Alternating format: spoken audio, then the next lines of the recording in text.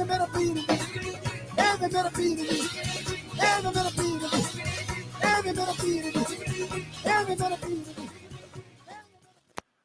alaikum wa rahmatullahi wa barakatuhu, and welcome to Radio Apnea Waz. This is a new show going out to you from today, which is the 25th of June, I believe. Yeah, that's correct. I'm your brother Abu Mussa. I will be hosting you for the next hour, inshallah. And before I kick off the show, I want to give you a quick little kind of introduction into the show and into. I also have a special guest in here. And would you like to introduce yourself first of all? Yeah. My name. Sorry, do it again. Your microphone was off there. Try again. Yeah, my name is Muhammad. Yeah, and I will be Abu Musa's guest for today. Inshallah. And young Muhammad here, he's one of my children, one of my sons. He's come on to support me today for the first show, inshallah. So Muhammad, sorry, go on, Muhammad. You want to say something? Also, subscribe to Fast 40. It's an up-and-coming channel. Okay, we'll discuss these things as we go along. So, inshallah, let me give you a little brief about who I am, what I do, and what this show is going to be all about. So, inshallah, this is a new program that we're starting going forward. So, you'll get a bit of a brief of what to expect, what kind of discussions and topics we'll be discussing. So, today, my show, Sunday afternoon live with Abu Musa, is pretty much a lifestyle kind of program. So, I'll discuss a variety of things from health, fitness, social issues, trending issues, political matters, anything and everything that's concerning us as a society, as a community, whether you live here in the West, whether you live anywhere else throughout the world, inshallah. I'm sure some of these topics will be relevant to you. And do feel free to call in. As always, the studio number here at Radio Apnea was 01274 271 787. And I'll repeat that for you. It's 01274 271 787. So today's program is going to be about masculinity and this kind of craze that has been kicking off here in Western societies. The whole conversation and the whole discussion around what's wrong with. I mean, the issue around toxic masculinity. That's the big debate right now. There's a lot of people, academics, intellectuals, having these conversations and debates about what is normative masculine behavior and what is unacceptable masculine behavior. I'm not going to go in too much depth or too much technical discussion. I'm just going to keep it very simplified on a level for us to understand as people, as men, as boys, what it means to us to be masculine. And it's key for me to also clarify that a lot of the discussions will be linked to Islam. So I will give you a very contextual discussion around our Islamic perspective. And it's important that we as Muslims understand our position on this matter and how, as Muslims, we address this and how we go forward with these issues, because it's a lot of confusion out there. It's difficult when you're trying to navigate yourself through society as a young man growing up with all the different kind of influences and I guess with social media being a massive impact on us all, what information to take, what advice to take, how to work through this jungle. Muhammad, please just sit there still. Muhammad, just messing about with the microphone. You need to behave in the studio, okay? This is not a playground for us to play in. So just trying to teach some etiquette to the young boy. By the way, Muhammad is 10 years old. He is turning 11. So he was brave enough to come and join me today.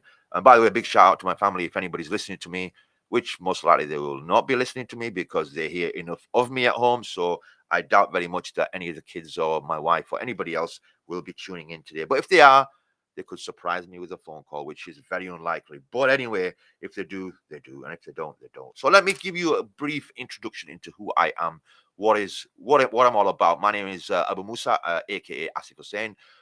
You can follow me, by the way, on social media. My Facebook account is Abu Musa. That's ABUMUSA, and that's 2 words. Also, you can catch me on Instagram. It's Asif Hussain 1973. Again, I'll repeat that. If you want to catch me on Facebook, I am quite particular about Facebook. I don't let everybody. I've got a massive kind of friends kind of inbox that is waiting for me to accept. So I don't always accept everything, but if I see a profile and you've sent me something through, I will accept you, of course. And same thing on Instagram. It's Asif Hussain 1973. So a little brief about me. I am, how can I say? I'm a father of 7 children, mashallah. I'm hitting the big 50 now. So I'm getting to 50 years old of age. So I've got some experience behind me and some knowledge that I've acquired over the decades. I have a background in health and fitness. I have been an active bodybuilder for the last 35, 40 years. I have been a competitive bodybuilder from a very young age, at the age of 18, winning the regional Yorkshire Championships. At the age of 21, 22, I went on to compete in the North British Championships, which qualified me for the British Championships. And this was around about the age of 21, 22, which things from there really spiraled and changed for me. I started to practice my deen, became conscious of my religious practices as a Muslim, and realized that the pursuit of bodybuilding wasn't something that was halal for me as a man. Exposing the aura of the man was something forbidden, so I wasn't allowed to continue with it, which I was quite happy with and complacent with, because I felt that it was time for me to move on and move forward. So currently, I am working for one of the local councils in the transport department. So I'm a project manager there, supporting on some of the infrastructure schemes, some of the schemes that they're building throughout one of the boroughs, which I won't mention. Anyway, that's me in a nutshell. Mohammed, is there anything that you want to say? I know in the background there you waving your hands and trying to get my attention. Please feel free to comment. So the only things that I wave my hands is because sometimes you're saying things wrong.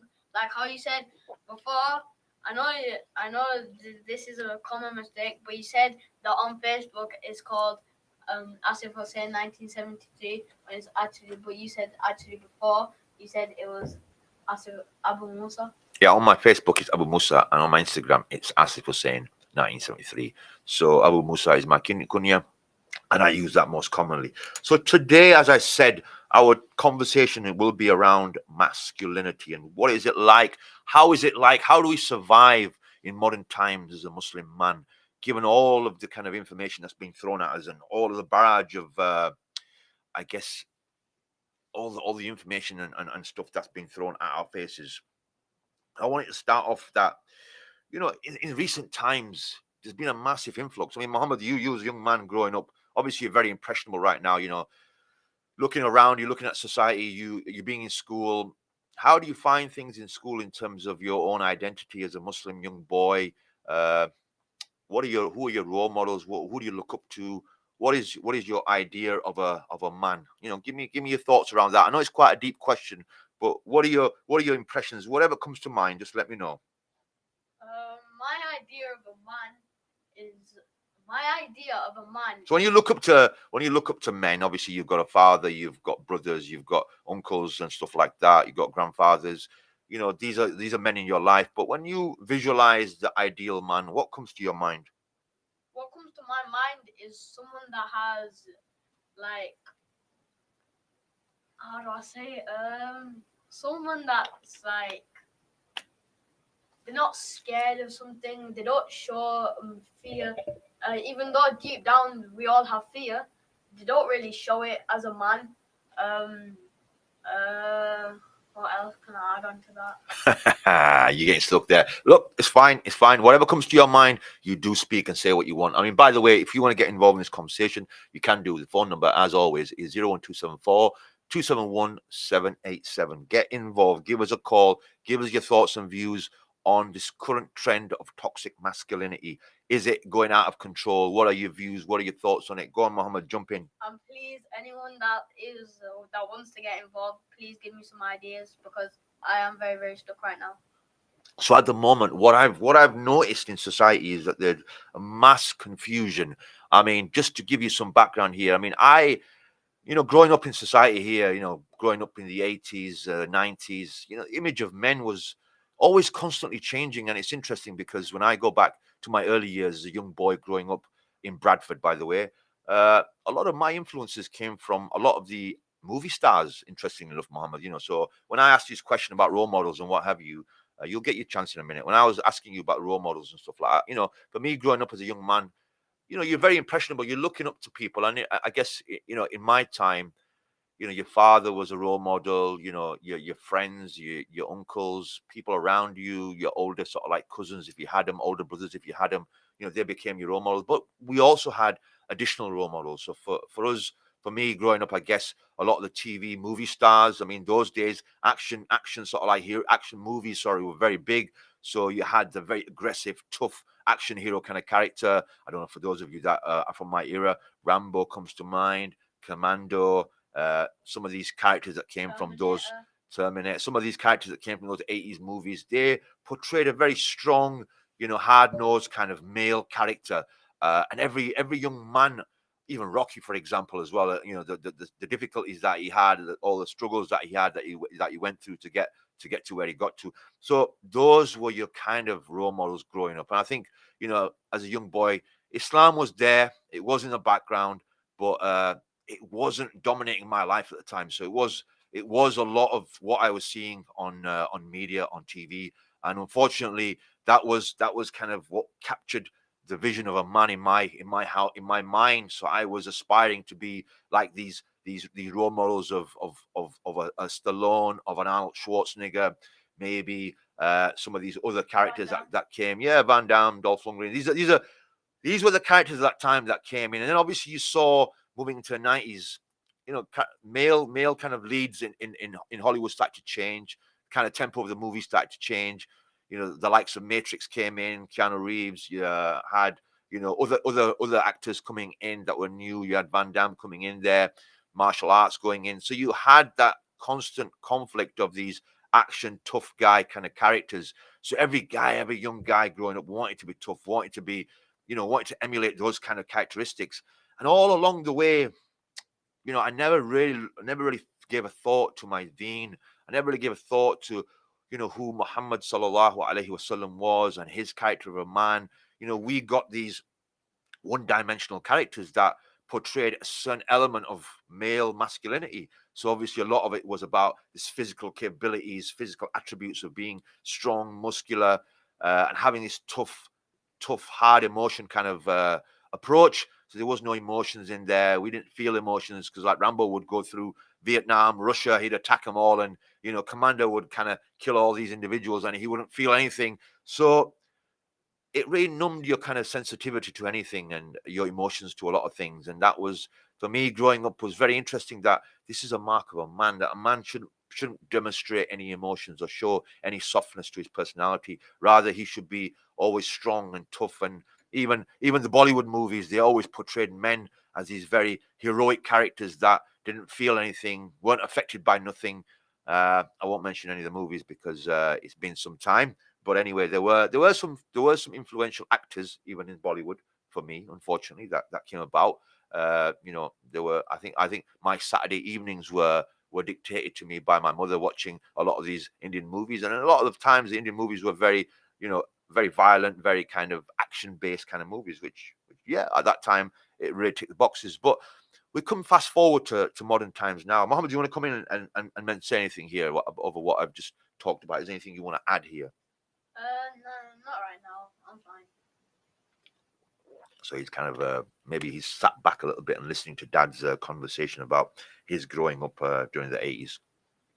So if we fast track forward now and we look at modern times, we look at the way men are being portrayed now. It's a very different kind of persona of a man, especially here in the West. There seems to be a lot of confusion that with the rise of feminism and the influence of feminism, it's really impacted our society to such a massive way. And again, please get involved in this conversation.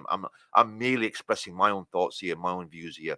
They are not the views of the radio station here or anything like that. They're merely my experiences and my kind of thoughts around what I perceive and what I see as modern day kind of masculinity and some of the issues that I found.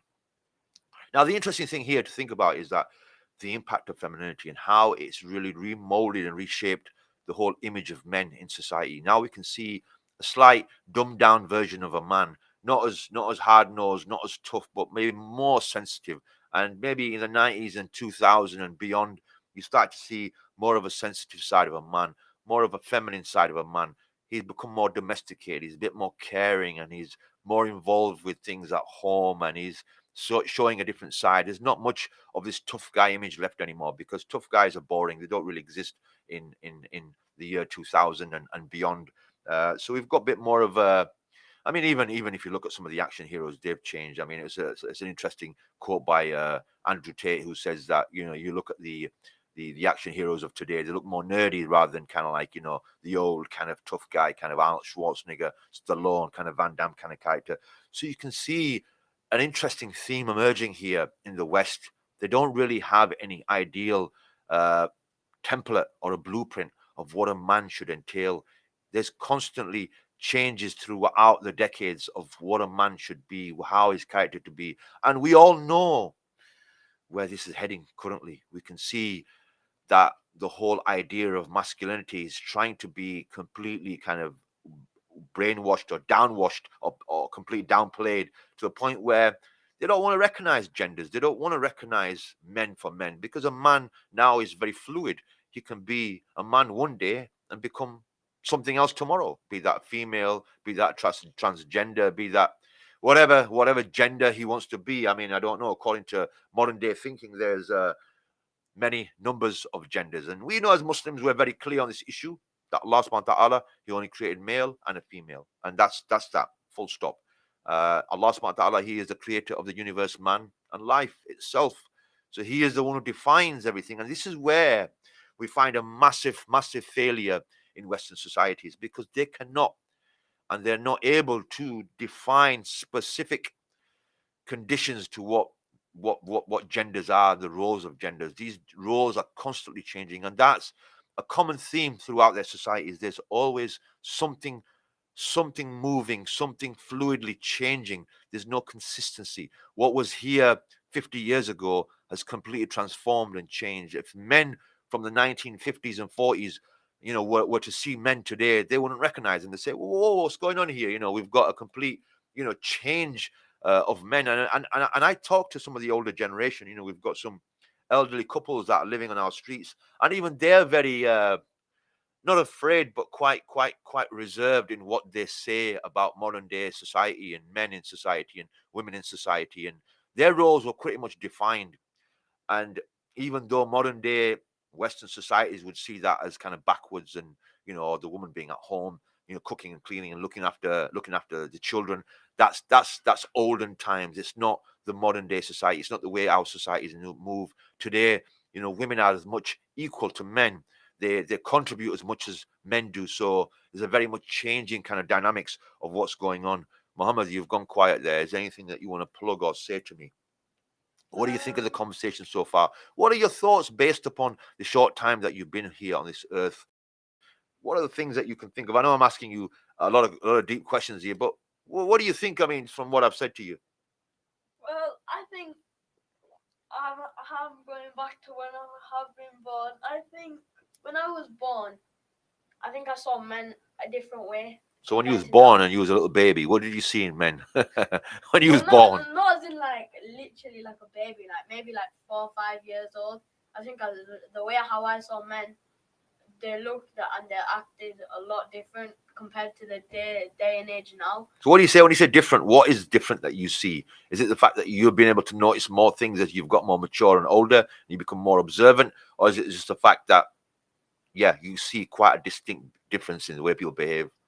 I think. Can you highlight some of those differences that you've seen? Both, but like when I was like say 4 or 5 years old and I'd see men, I wouldn't, like how I said before, they weren't like caring or anything. But now it's like if you've fallen over or this and that. Like back when I was younger and I fell over, and like how I once broke my arm, it wasn't like, oh, stay at home, you've hurt yourself or this and that. But now it's like that exact thing. You've done something to yourself, or it's fine, just stay at home, this and that. And yeah, sorry, what was that now? Where was I now? I was away with the fairies at the moment. That minute there, I just lost my chain of thought. So what we were talking about the issue of men and how masculinity is being looked down upon more than anything. I think it's like shunned down. And I think what we need to appreciate at some point is here that Allah subhanahu wa ta'ala, when he created man and woman, He put certain characteristics in men and women. He put certain kind of certain attributes to men and women. And we know that when women they have more of a feminine kind of personality, and there's a reason why Allah created them that way. If they become very masculine and try to imitate the man, there's a problem with that, because now we've got issue with the definition of the genders, and Allah subhanahu wa ta'ala has very clearly defined the roles and responsibilities of each. So for the man, some men, of course, and this is not something that is across the board, Some men have a very high kind of element of femininity in them, and that's not to say they're feminine, but maybe their personality or their upbringing, or maybe the fitrah of them is such that Allah subhanahu wa ta'ala has put, like some men, they have maybe very high toned voices, that their voices sound very feminine, not very masculine. Again, this could be down to the level of testosterone or the hormonal kind of imbalances that they have. Mohammed, come on, you put your I hand just up. want to add on that. Like I have seen like teachers that have You've got. heard or seen I've seen like teachers like how my dad was talking about before. What was it that the pneumonacy or something? the Yeah, hormonal. hormonal differences are like So very what very is big. your understanding of the hormonal differences? What do you see when you say to me that there's hormonal differences? I like how I once had this supply teacher. He had a very very like high pitched voice, and like he had his like like how girls go like that. Yeah, yeah. So he's just making hand signals with his hand to sort of demonstrate very Yeah, feminine kind of. and like how he'd say, "You all right, lovely," and all this and that. Yeah, it's interesting because I mean that we shouldn't frown upon that, because the reality is there are some men that will demonstrate or display certain feminine traits. That could be down to numerous reasons. It could be down to their genetic makeup. It could be also down to the influences that they've had throughout their lifetime.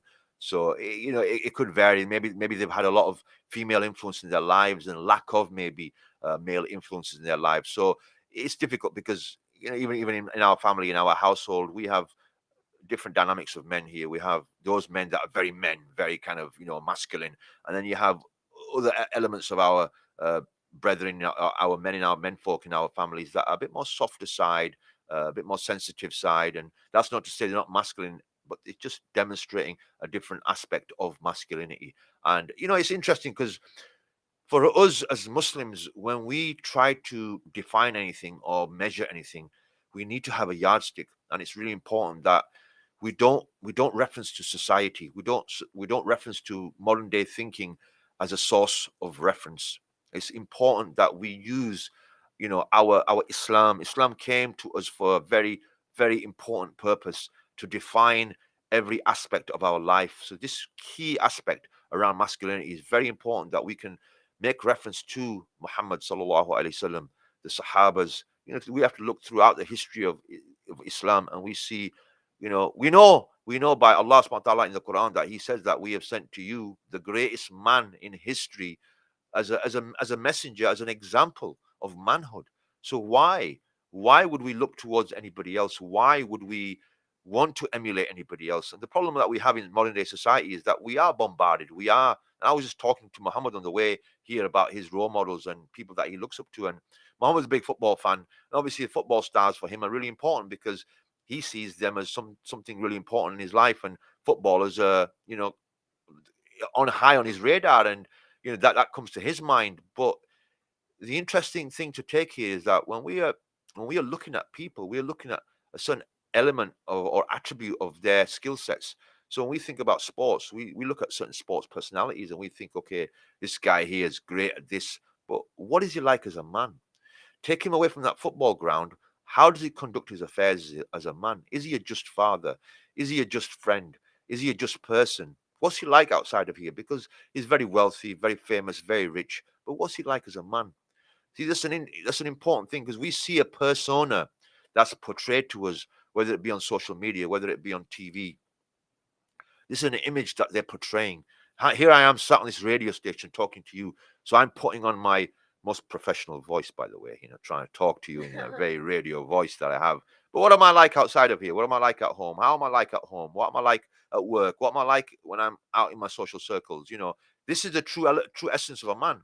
And, we don't have that. We don't see that. All we see is this sometimes a very false perception of what a man is like. So, you see these personalities on TV, they're projecting a certain image because that's the image they want to portray to you.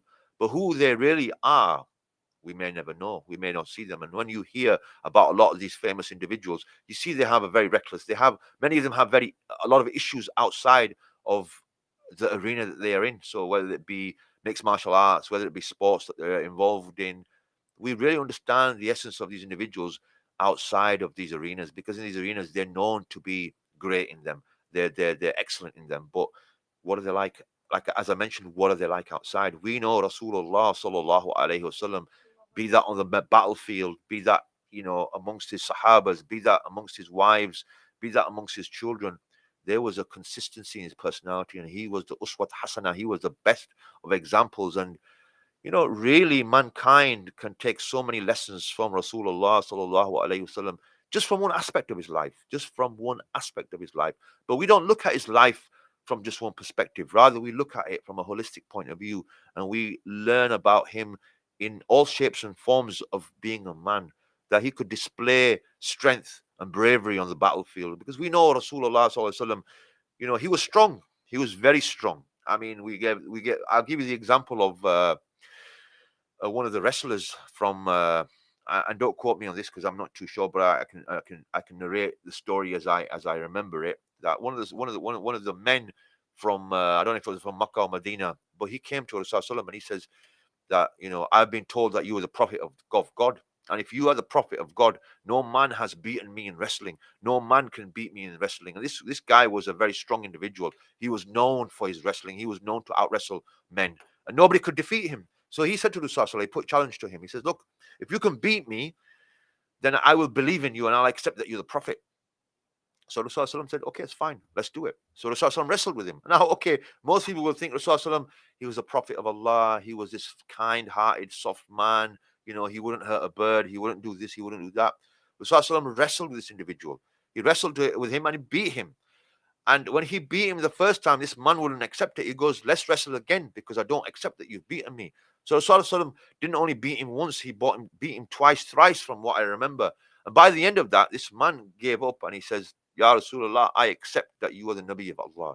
So we can see that throughout the life of Rasulullah, there were many elements to his life that brought out certain aspects of his masculinity when he was with his wives. And we know from the famous narrations of Aisha that he would race with her, he would run with her to have fun with her, and he would allow her to win the race because that was part of his masculinity. He didn't have to show that he was the man, but rather he showed that affection and compassionate side of his personality. So from that, we draw the totalitarian behavior of a man, the holistic view of a man, how he was with his sahabas, how much affection and love he showed them. But at the same time, he was stern and he was harsh when he needed to be, when he addressed the crowds and when he spoke to the people.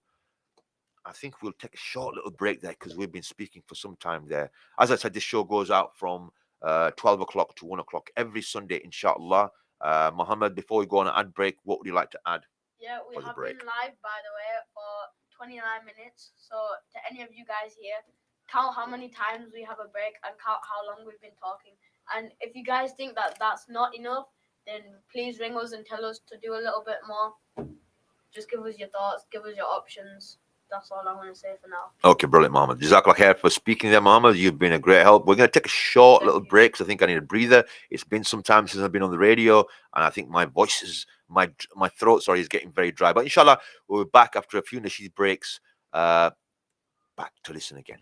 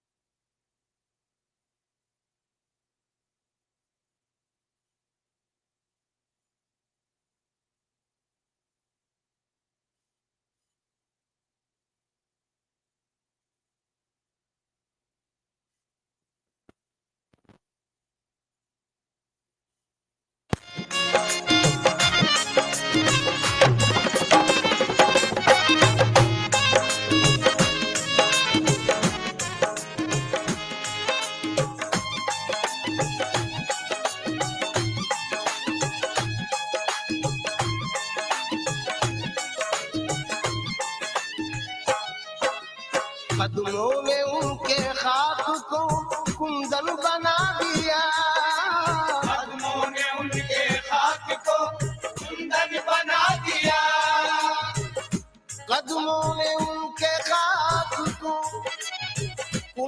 بنا دیا. علامہ اقبال کا نذرانہ عقیدت سرکار کے قدم مبارک کی روشنی میں. تیری نگاہ سے ذرے بھی مہر و ماہ بنے, گدائے بے سر و ساما جہاں پناہ بنے. حضور ہی کے کرم نے مجھے تسلی دی, حضور ہی میرے غم میں میری پناہ بنے. زمانہ وجد کنا اب بھی ان کے توق میں ہے.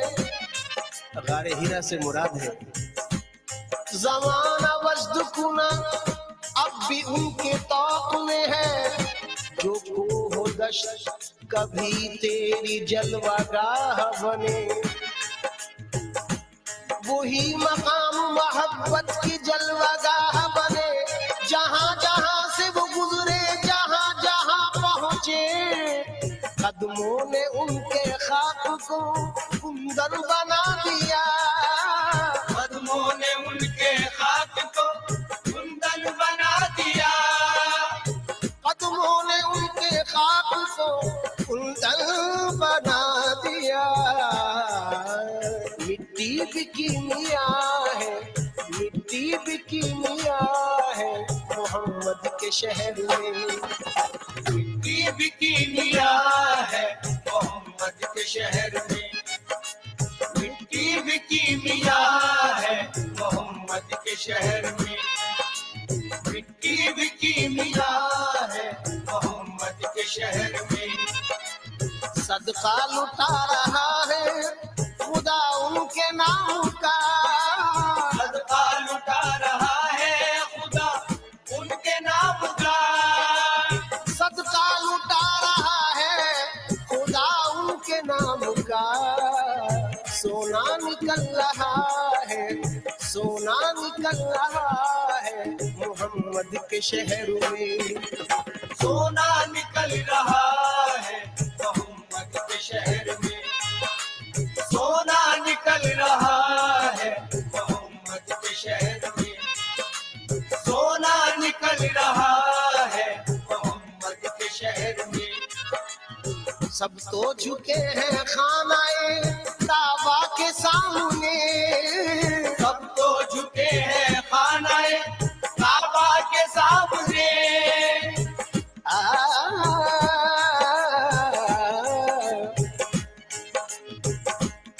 مولانا احمد رضا خان بریلوی رحمۃ اللہ علیہ کا نذرانہ عقیدت اور صوفی بسمل بابا مدد اللہ العلی کا نذرانہ عقیدت ضم کر رہا ہوں اس مسئلے پر. سماعت فرمائیں. حاجیو آؤ شہنشاہ کا روضہ دیکھو, کعبہ تو دیکھ چکے کعبے کا کعبہ دیکھو. مدینہ وہ ہے کہ کعبہ بھی سجدہ کرتا ہے.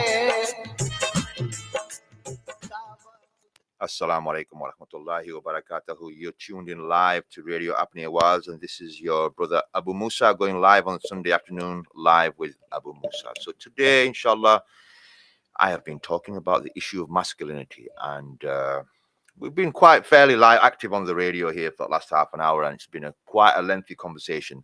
As always, if I just want to highlight to you, mention to you, we are going live with this show. And the studio number here is 01274 271 787. That's 01274 271 787. If you want to join us and get involved with the conversation, what are your thoughts? What are your views on masculinity today? What is our perspective? How should we view this issue? Should we follow modern thinking and look at the trends of society and use that as a reference, as a source for us to sort of like understand how to conduct ourselves and how to behave? Or do we have a greater definition, framework of what it is to be a man in modern day societies, or a young boy growing up in society? I've got obviously with me Mohammed, with my son, 10-year-old son, joined me on the radio today. We had a slight little bit of stumble whilst we've been off air. He's managed to ruin my I won't say, but he's managed to ruin something. So yeah, just to give you a quick brief overview of what we've been discussing. This is a lifestyle program. We will be talking about trending issues and whatever's kind of worth discussing. And I'm always open for ideas and suggestions. So if you are listening out there and you have any ideas of topics, discussions that you'd like us to talk about, please feel free to contact. I think there is a WhatsApp number also. I will get that information for you. But if you go through the app, I think the Apnea Wars app, you can contact and leave information there for us. As I said, always, there's also the contact number that you can call us on and join the conversation.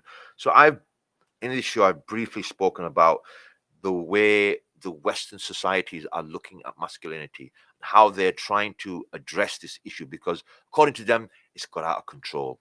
It's toxic masculinity that they're talking about.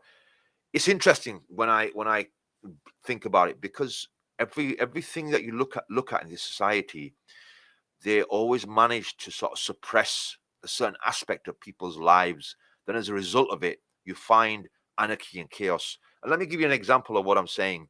Over the years, throughout history, you see how, I guess, societies have oppressed women according to feminism, yeah? So they've oppressed the women. They've not allowed them to have a status or a position or say in society. And as a net result, you get a reactionary organization, a reactionary movement, which is a feminist movement. And then as a result of being suppressed and oppressed over the years, they've gone full frontal into your face with going to the other extreme of finding feminism influencing everything in society, even to the point of, this is my own personal perspective, and please, if you feel that it's not the case, let me know and challenge me. Even to the point where I find a lot of the Islamic conversations sometimes are kind of built around this feminist thinking. You get a lot of push that how important it is to emphasize the relationship of the female, and by no means am I taking away the position of the woman in Islam. We understand and value the woman in Islam, be that the mother, be that the wife, be that the sister. We understand, the magnitude and the importance that she plays. But I think sometimes, as a backlash of femininity and the rise of feminism, even Islam has been influenced by that, and some of the conversations and some of the lectures that come out do stress the importance of men, giving. Maybe that's because of maybe tradition, maybe because of cultural kind of background and beliefs. Men have kind of treated women unjustly and not giving them their rights. This is not from Islam. This is from obviously culture. Hence, maybe the emphasis has been there for more Muslim scholars and more lectures to be around the importance of women and the justice that men should provide for women and offer those opportunities for women. So I think it's really key that we understand that when we are addressing any of these issues, that we are referring back to our deen and understanding what did Allah subhanahu wa ta'ala, what did he prescribe for men? What did he prescribe for women? We know as genders and as men and women, we are given specific roles. There should be no confusion in those roles. A man, I always have this conversation with my wife. I said, look, I always said to her, look, we both are operating in different lanes. If we were two vehicles, our aim is not to cross paths, but rather be complementary and work alongside each other. So whatever strengths that she brings to the table and things that she does, they're her remit and they're within her power. And she shouldn't cross over into mine and I shouldn't cross over to hers. Yeah, there's times where we have to support each other and we have to maybe pick up the slack where the other one is kind of maybe failing. But the problem we're finding in modern societies, and this is also in Muslim communities, is that because of numerous things, maybe sometimes a breakdown in the marriage itself, single parenting, women are starting to compensate for men. And I've also seen, not just in my household, but men are starting to play roles of women. And this is a concerning matter, that when we remove Islam from our lives, then we start to define what is right and wrong according to our understanding.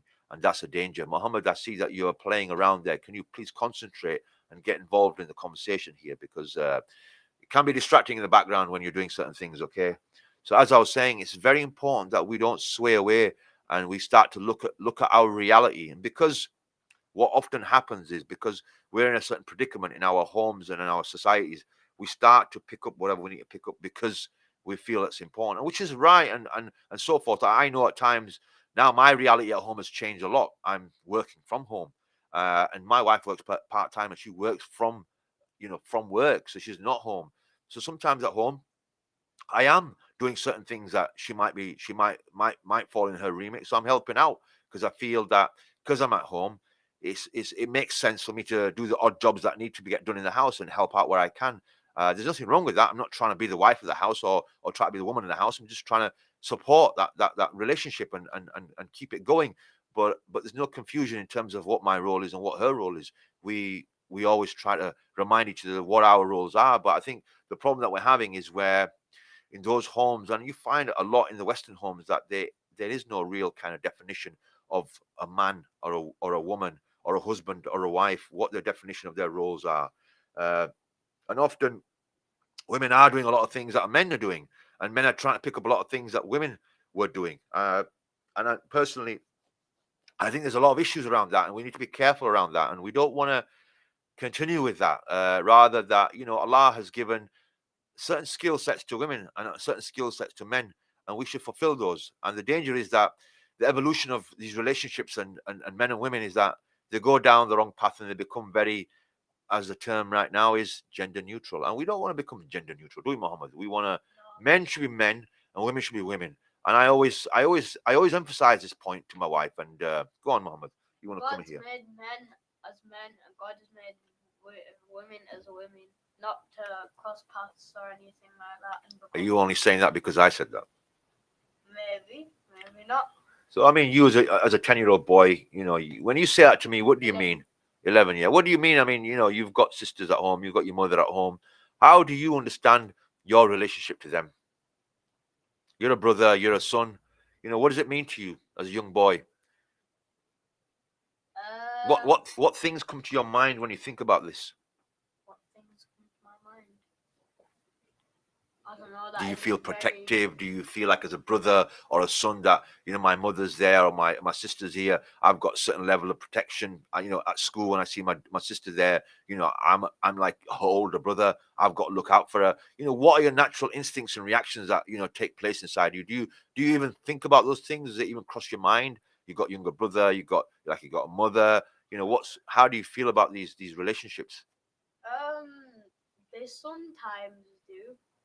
But I think, if it's younger siblings, I think that doesn't really come to my mind often as much as being the son. It doesn't really come to my mind, even though I am the eldest in primary school. But even though I am the eldest, yeah, it doesn't really come to my mind as much as being the son does. Okay, that's quite interesting. So you're not really giving much thought. I mean, I guess asking a 10-year-old to maybe answer this question is a tough one for him, and maybe I'm asking too much. So with his very limited kind of knowledge that he has and experience that he has, you can only answer it accordingly. And I guess the kind of thing that I want you to take away from this conversation that we're having right now is that we need to move away from looking at society as a measure or a yardstick of what is right and wrong. If we start getting immersed in modern day thinking and modern day societies, the problem that we're going to have is that we will start looking for solutions within that framework. So we will look outside our houses, around ourselves, and look at individuals and whatever narratives are being pushed by the governments, by the media, by social media influencers, whoever that is prominent in our lives, and we'll start to look at what they're saying to us and how what they're referring to is acceptable and not acceptable. And that's a danger because their measure and their benchmark and their goalposts change every so often. So what was wrong maybe 50, 60 years ago is acceptable today. And the danger of this thinking is that it's so fluid that we are walking on very dangerous territory, on very thin ice. And as a society, we can see where their societies are heading. And as Muslims, we need to think about is what is our position in modern day society? What is our influence? What are we bringing to the table to this society? Are we merely mimicking and imitating what this society is doing? Are we setting a standard for ourselves and we're saying, no, we are not like you. We are separate. We are different. We have our set of values. We have our belief. And your ideas and your values don't mix with ours. Because we've got to be careful, because if we start to mix their ideas, I mean, let's take the LGBTQ agenda at the moment. if we start to mix any of these ideas and we start saying that, oh, but God, God allowed these homosexuals to exist, he's created them that way, or these people that are becoming, moving from men into women or women into men, that's the way they were born and that's the way they are. No, we need to be very clear what Allah and his prophet says on this issue. And if we don't know, then we need to go back to our source, because our source is not society, our source is not modern day thinking, our source is not whatever is thrown in our faces. Rather, we need to erase all of this, remove all of this, and understand what our position is. And then we need to project that to society. And we need to stand firm. There's a very important ayah in the Quran where Allah says, hold tight to the rope of Allah. And he also says, and Muhammad sallallahu alaihi wasallam also says that there will come a time where holding on to Islam is like holding on to burning coal, meaning that times will become very difficult. And these are times that we're facing now. And it's an interesting offshoot conversation that I want to just touch on from here, because I've spoken to many brothers and sisters, and a lot of them will say, oh, brother, we can't stay here in the West anymore. We need to get out of here. We need to leave. We need to go to the Muslim lands. We need to go back home to Pakistan, India, wherever it is that we're from. We need to move to the Muslim countries, because this society is self kind of destructing. And I agree, they're right. The society is self-destroying. But we need to think that, what is our position as Muslims? Why has Allah given us this deen of Islam? Has he give it to us for us just to run away and hide it and keep it within our own homes? Or has he brought it for us to present it to mankind, to present it to society? Because to me, what is my position here? And please don't take this wrong, what I'm saying, that for those that don't want to be in this society, I get it. I completely agree with them that, I don't blame them for wanting to run away from the society and go back to somewhere safe for them, that they feel safe and their families feel safe. I don't blame them whatsoever. But I also think there is a responsibility here that has been presented to us, that's been not presented to any other civilization throughout history. Besides, obviously, if we look at the time of Muhammad Sallallahu and the Sahabas, they were faced with a very similar reality, i.e. that it was not maybe like what we're facing, but the turmoil, the turbulence, the dysfunction, the breakdown in the social fabric of society existed in the same way, but just the issues were different. What issues we are facing are different to their issues, but they had multiple problems because society was in a right state.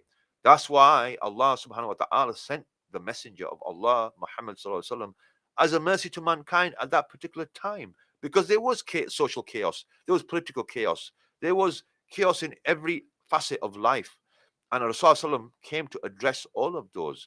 So, brothers and sisters, those of you still listening to my show, it's very important for us to understand that what is our role here, because we are not merely just citizens of the state. We are not merely just people living with a passport in this country. No, we present far more than that. And it's important that, yes, Muhammad, what do you want to say? Just to quickly say to any of you guys that have just tuned in right now, this talk will be on my channel. Subscribe to it, by the way. It's called Fast Footy, yeah. And so this talk will be on my channel if any of you guys have tuned in there. Anyway, that's all I just wanted to say. Okay, Muhammad, you just cut into my conversation that I was trying to have, and I'm trying to not lose my chain of thinking there. So I wanted to really, more than anything, summarize and just give you some food for thought, so that those of you listening, going away from this, are going to ask yourself, what was the message, a moral message, or just a message from this kind of program that I've listened to? So for me, really more than anything, and this is a vision I'm trying to give you, it's a vision for the Muslim community living in the West in general. Because why are we here for the West? Yes, our families and our parents before us came here for economic purposes, to benefit their families and benefit their children that they're going to have. But now we've kind of settled here and we've made a home for ourselves here. So we've got to ask ourselves, what is our contribution? What can we give to these people that they don't have? And we know that Allah has sent this message for not just for us, but for humanity. Why? To salvage humanity, to save humanity, to bring mankind out of the depths of darkness into light. That's what Allah says. So we play a very integral part of this society. And it's important that we have to address and give them the rational proofs, the intellectual proofs, and the Quran that it was a miracle that that stood throughout the ages of time, and it will stand throughout the ages of time, that no human alive will be able to challenge and change in any way, shape, or form. So, my dear brothers and sisters, we need to really present a very strong alternative to this society. And for those of you that may be contemplating or maybe feeling that, you know what, but brother, I'm not practicing, I'm not even praying, I'm not even doing this, I'm not even wearing hijab, or I'm not doing, doesn't matter. We are not here to address your individual shortcomings, because we all have them. But what I'm saying to you right now is that we are not going anywhere very soon. We're here to stay. And more than anything, you know, you're going to work here, you're going to educate yourself here, you may raise a family here. So you've pretty much invested your life in this society. So part of that investment is that we develop an ummah that has the knowledge, that has the capability. So if you have good friends, you know people, you've got brothers around you, seek that knowledge. If you don't have it, find out about the arguments out there, find out about the how to present and articulate your deen, so you, not just for yourself but for others, can project Islam in a public sphere. So people that are trying to impose their values upon you, you can say, no, I'm sorry, but you know, your values are flawed, your lifestyle is flawed, but Islam for me can never be changed and will never be changed. But I am giving you something that will help you, not just in this life but the hereafter, and that can address your shortcomings that you have in this society, that can address the chaos and anarchy that you have in this society, where people are confused about their own identity, where you're having young children growing up in a society where they will not recognize genders. And is this what we want for the future of humanity? Because this is under our watch. We are the Muslims, we are the saviors of mankind. And we have to, brothers and sisters, we have to understand that Islam is not just for me and you to practice in private, but rather it is to project upon society, present to society. We're not trying to force it down your throats. We're not trying to force it down your throats like you're trying to force your values down our throats, where our children are going into schools and they are being forced to digest some of the ideas that you're proposing to us, and we need to accept them like they're norms. No, but we need to grow a backbone in ourselves and understand that, look, we're not, as Muslims, we're not going to tolerate this. We're not going to accept this. But we have a position on this, and we will fight to the end. We're not going to run away. Why should we run? You know, Allah has given us the truth. You know, Muhammad Sallallahu, he struggled throughout his life, throughout his prophecy, and died for this message. So we, as his kind of ummah, we're not going to deviate from this. We're not going to run away from this. We're not going to hide from this message that we have. And it's important that, you know, you take time out, you understand. You know, today we're living in times, you know, Muhammad was just talking about, you know, there's so much accessibility to information and knowledge. You know, there's so many, you know, so many brilliant speakers out there that are packaging information, presentations around numerous issues that we are facing. So we can't sit there and claim ignorance, that we can't access information and we can't get this knowledge that we need. We need it. We need it now, because if we don't acquire it, what are we going to tell our children? What support are we going to offer them? What are our children going to grow up with? What's going to become of them? Because if you can't protect them with your ideas, then believe me, they are going to be indoctrinated by the ideas that you don't want. And we don't want a society of Muslims that doesn't even know what it is to be Muslim. That when they open the Quran, they don't even understand what the Quran means to not just me and you, but to humanity, to civilization itself. Now, I know I've come on a bit more hard and heavy on you, so I hope that message has come across very clear, and you've understood that. And we are coming towards the closure of this show now. We are in the last 9 minutes, so I'm going to wrap this up, inshallah. And I want to just make a couple of key points to you, to my male brethren out there. I think some tips that I can give you to safeguard your masculinity is very important. That, from my perspective, what I think is, first of all, gain knowledge. Learn about the life of Muhammad sallallahu alaihi wasallam. Learn about the Sahabas. Learn about the golden eras of Islam. Learn about those great men that came throughout history. Look at their lives. You know, study the life of Umar ibn Khattab, or study the life of Abu Bakr as-Siddiq, or study the life of Uthman ibn Affan. Ali radiallahu anhu, these were all great men that were around the Prophet. And each one of them, Rasulullah says, follow any of my stars and you will be successful. So we have numerous male role models. And I get it, modern day role models that are being projected to us, from whether it be mainstream, sports, whether it be from the Hollywood, Bollywood. We need to really kind of minimize that impact and influence. I mean, don't get me wrong, I have my own favorite personalities out there, but they don't define what is right and wrong for me. I understand that there's a great purpose in life, and that we need to look towards these examples. Get physically active, because one of the key things that you need to do as a man is push yourself physically. If you're not physically pushing yourself, then your hormones are going to change. And brothers out there, especially those brothers out there that are listening, testosterone plays a very key role in your life. It is the male sex hormone that derives all of our characteristics. So our masculinity comes from that. But if we don't harness this and we neglect it, just like we neglect our worship of Allah, we neglect our relationships around us that we have, then that will be also redundant. And when that becomes redundant, it will affect our masculinity. It will affect the way we feel, the way we think. Our physical abilities will be diminishing as well. So get yourself, first of all, physically active, whether that's running, whether that's lifting weights, whether that's, engaging in some kind of physical sport, be that wrestling, be that boxing, be that jiu-jitsu, be that wrestling. Have I said wrestling? I said wrestling before, didn't I? Go on, Mohammed, sorry. Just a quick thing. Yes, make it a quick thing. If you want to be healthy, then like how my dad was saying, all of the mixed martial arts, I think get into more of that, because and a lot of running as well, because then say one day you go into the 2026 Olympics or something and you are so unfit, then you'd lose. And if it's something like the big Olympics, we wouldn't want to lose, would we?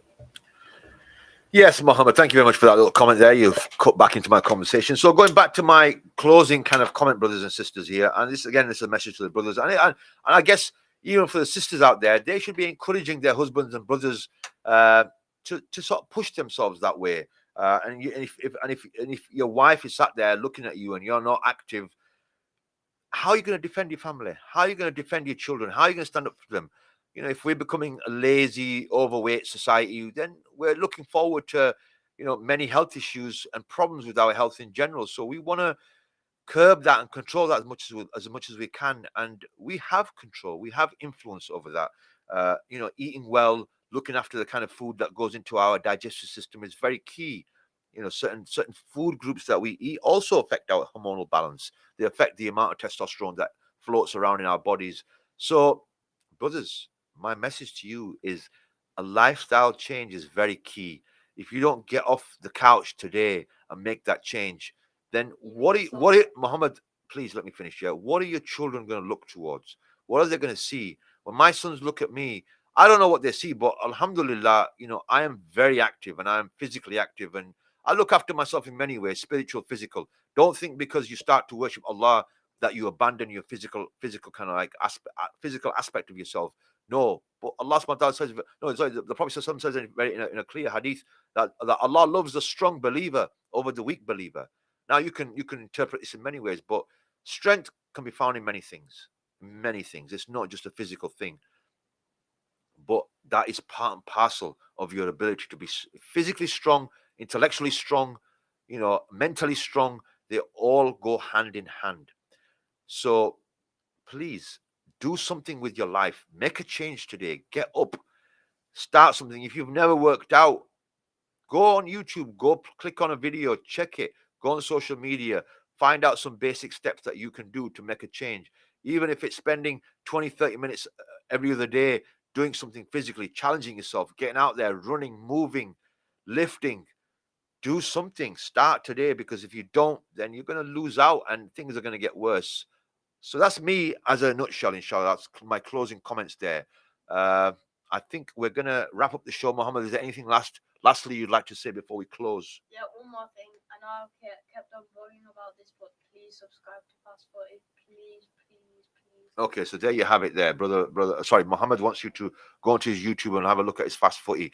But from me, brothers and sisters, if you want to catch me or find me, I am on Facebook as Abu Musa and also on Instagram as Asif Hussein 1973.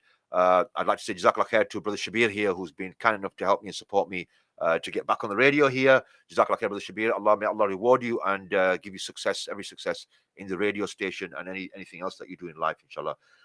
Inshallah, brothers and sisters, I will be back on air next Sunday at the same time, 12 to 1. This is Apni Awaz and Brother Asif Hussein Abu Musa signing out. Assalamu alaikum wa rahmatullahi wa barakatuhu.